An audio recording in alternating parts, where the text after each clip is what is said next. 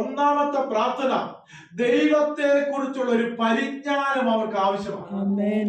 എല്ലാവർക്കും ദൈവത്തെ അറിയാം, എല്ലാവർക്കും കർത്താവിനെ അറിയാം.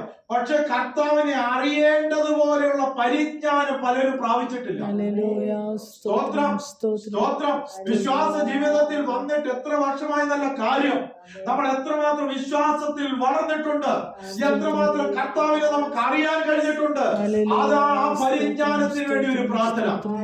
Praise the Lord, praise the Lord, praise the Lord, praise the Lord.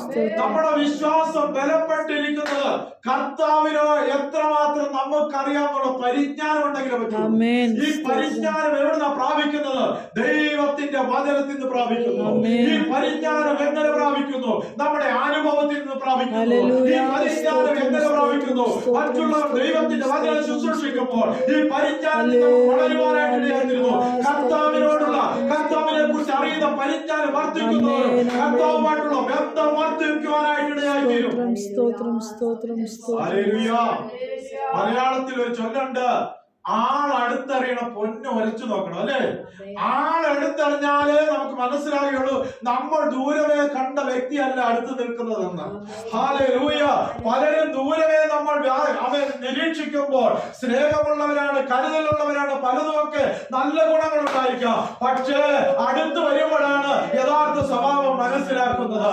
Amen, praise the Lord. നമുക്കറിയാം, കർത്താവായ യേശു ക്രിസ്തു തന്റെ ശിഷ്യന്മാരുമായി കടന്നുപോയപ്പോൾ യേശുവിന് ശിഷ്യന്മാർക്കും വിശന്നു, അല്ലേ? ആമേ, ദൂരെ നിന്ന് ഒരു അത്തി കണ്ടു, അതിൽ ധാരാളം ഇലയുണ്ടായിരുന്നു. യേശുവും ശിഷ്യന്മാരും ചിന്തിച്ചു, ഈ അത്തി നിറച്ച് ഫലങ്ങൾ ഉണ്ടായിരിക്കും.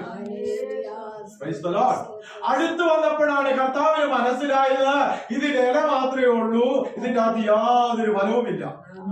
സ്തോത്രം. ഇതുപോലെയാണ് ഫലമറിയപ്പെട്ടവരും. അടുത്ത് വരുമ്പോഴാണ് മനസ്സിലാക്കുന്നത് അവരെ കൊണ്ട് നമുക്കൊരു ഗുണവുമില്ലെന്ന്.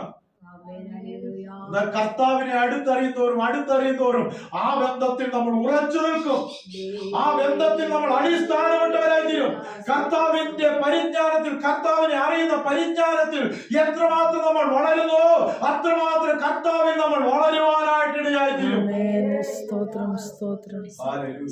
അപ്പോസ്തലനായ പൗലോസ് പ്രാർത്ഥിക്കുകയാണ്, കർത്താവിനെ കുറിച്ച് അറിയാൻ ഒരു പരിജ്ഞാനം കൊടുക്കണം.